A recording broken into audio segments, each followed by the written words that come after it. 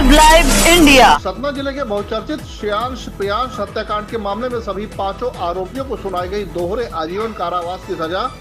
फैसले पर बच्चों के पिता ने जाहिर किया असंतुष्टि, कहा उच्चतम न्यायालय में करेंगे अपील।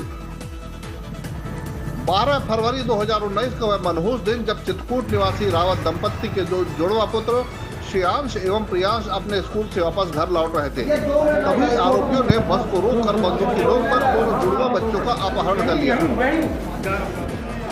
कारोबारी श्री रावत से 1 करोड़ रुपए की इस दौरान फिरौती की मांग की गई और 20 लाख रुपए लेने के बाद भी आरोपियों ने दोनों मासूमों की जघन्य हत्या कर दी। इस हत्याकांड के विरोध में जनता सड़कों पर उतर आई थी और चित्रकूट में दंगे जैसे हालात बन गए थे।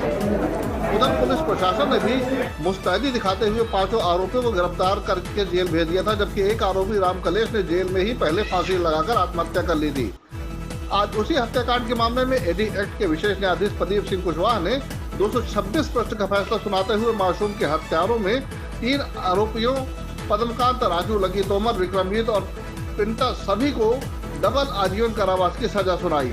हालांकि 886 दिन बाद इस फैसले पर बच्चों के पिता ने असंतुष्टि जताते हुए बयान दिया है कि उन्हें न्याय नहीं मिला, हम आजीवन कारावास की सजा से संतुष्ट नहीं हैं। वहीं आरोपी पक्ष के वकील ने कहा है कि हम संतुष्ट नहीं हैं तथा उच्चतम न्यायालय में आवेदन करेंगे। बाहर ऐसी कोई बातचीत नहीं हुई, क्योंकि 302 के अपराध से हमारे क्लाइंट को बरी किया, इसको खुला दिया। देख लेने का मकसद क्या, मतलब क्या है, आशय क्या है? आशय ये हो सकता है कि जान से भी मार दूंगा, मरवा दूंगा। अपने अदालत को ये बात बताई, अदालत को भी बताई, अदालत के सामने की बातें, अदालत ने भी ये बात सुनी। कैसे मौखिक रूप से कि लिखित रूप से? अब मौखिक वहाँ पे क्योंकि लिखित रूप से देने का कोई वो नहीं था, साधन नहीं था, नहीं तो मैं लिखित में भी दे देता। अभी देंगे आप चाहते क्या है? मैं ये चाहता हूँ कि हमारी जो है, मैं एक अधिवक्ता हूँ, मेरा व्यवसाय है, उसमें जो है कोई अवरोध वो पैदा ना करे और हमारे जो जान मारने की धमकी दी है। आप लिखित में देंगे? इसके बिल्कुल दूंगा। किसको देंगे? अब यहाँ का जो थाना है वो सिविल लाइन है, थाना सिविल लाइन में दूंगा। क्या नाम है आपका? मोहनलाल यादव एडवोकेट।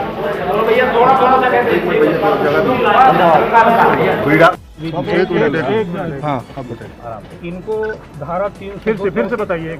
अरे पद्मकांत, लकी तोमर और राजू द्विवेदी, इनको हत्या और अपहरण दोनों में दोषी पाया गया है। और विक्रम और पिंटा, इनको अपहरण और 120 का दोषी पाया गया है। अदालत ने सभी को दोषी पाया है। हम फरियादी के वकील हैं और अदालत से हमने निवेदन किया है कि इनको समाज के लिए घातक हैं और उनको मृत्युदंड दी जाए। भैया पीछे इन मुलजिमों को 302 में और 2 को 364 का में जो है दंडित किया गया। अब जजमेंट की कॉपी मिले तो उसका अध्ययन करने के बाद ही आगे बताया जा सकता है कि कोर्ट ने इन मुद्दों पर कन्विक्ट किया। सजा नहीं सुनाई है अदालत ने? सजा सुना दिया है, लेकिन अभी अमाउंट नहीं बताया गया है। आपका लंच जो है अवार्ड पर सजा क्या सुनाई? सजा 302 में दोषी पाया गया है और इसके अलावा में अमाउंट अभी अवार्ड नहीं किया गया। और 3 आरोपी को? 3 आरोपी, सारे आरोपियों का अवार्ड नहीं किया गया। दोनों पक्षों के में क्या दलीलें पेश की गई? दलील यही है कि ये आरोपी कहना कि हम बेगुनाह हैं और फरियादी का कहना है कि इन लोगों ने अपराध किया। सर नाम बता पाएंगे किन किन को सजा सुनाई गई है? सजा 5 आरोपियों को, पद्मकांत, राजीव, इनका अभी हम बता रहे हैं। इन आरोपियों को आजीवन कारावास प्रथम रूप से निपटाया जाएगा, यानी आजीवन कारावास एक मृत्यु के लिए अलग, दूसरी मृत्यु के लिए अलग सजा से दंडित किया है, जुर्माने से भी दंडित किया है। माननीय न्यायालय के फैसले की निर्णय की प्रति हमें प्राप्त हो जाए, हम उसे देखेंगे।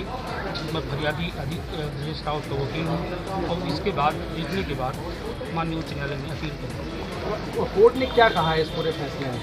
कोर्ट ने ये कहा है कि वाकई में इन्होंने एक अपराध किया है, वो एक गंभीर प्रकृति का है, लेकिन इनकी आयु और इत्यादि को देखते हुए उन्होंने इसको आजीवन कारावास में तब्दील किया। आरोपी पक्ष की तरफ से क्या दलील आई, इस पर आपने क्या क्रॉस किया? आरोपी पक्ष की ओर से बस दलील उनकी यही थी कि जो कि प्रथम अपराधी है, जो सजा की पूरी पड़ा, ये उनके द्वारा कोई पूर्व का आपराधिक रिकॉर्ड नहीं है, अंडर एज हैं और इसलिए इनको न्यूनतम सजा से दंडित किया जाए। 5 के नाम क्या थे और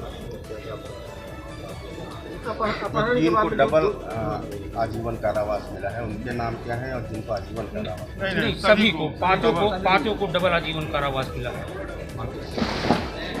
आप इस फैसले से संतुष्ट हैं? फैसले की मिलने के बाद उसे देखेंगे, उसके बाद फिर हम माननीय उच्च न्यायालय में जाएंगे, क्योंकि हम फांसी की मांग कर रहे थे।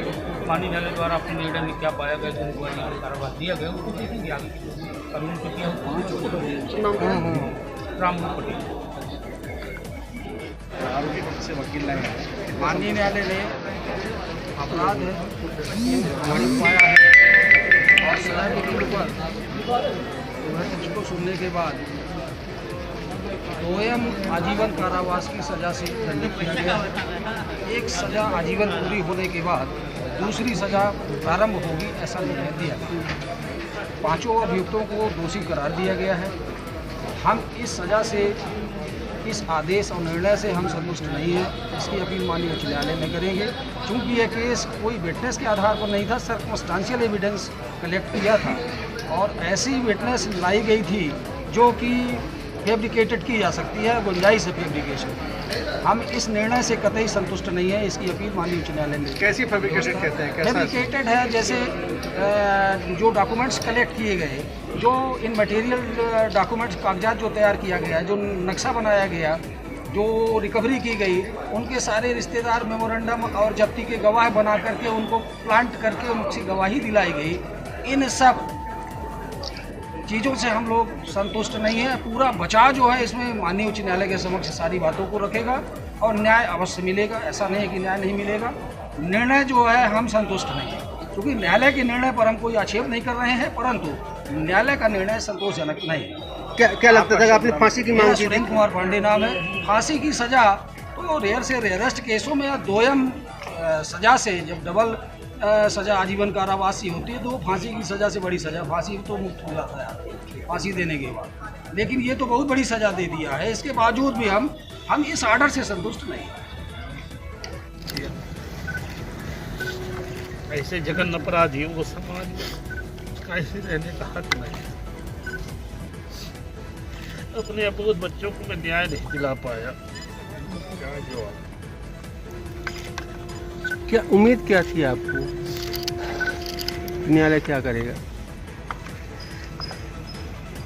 अब ऐसे जघन्य अपराधियों के लिए क्या अपराध छुपा था समाज से? समाज ने का एहसास किया था, एक बाप ने, एक माँ ने एहसास किया कैसा जघन्य अपराध इन्होंने किया। इनकी सजा क्या होनी चाहिए? ईश्वर का न्याय देखना होता। ईश्वर ने दिखाया आज मुझे, आज अपने बच्चों को न्याय नहीं दिला पाया। ऐसे अपराधियों को समाज में जिंदा रहने का हक नहीं है। एक समाज असुरक्षित रहेगा ऐसे अपराधियों से, ऐसी सोच के लोगों से, जिनके अबोध बच्चे पैसे के लिए निशाने पे। ऐसे अपराधियों के समाज में कहीं रहने का हक नहीं। अब उस न्यायालय जाने की कुछ मंशा है आपकी? मैं तो अंतिम स्थिति तक लड़ा हूँ, अंतिम स्थिति तक लड़ूंगा, लड़ता रहूँगा। चलो।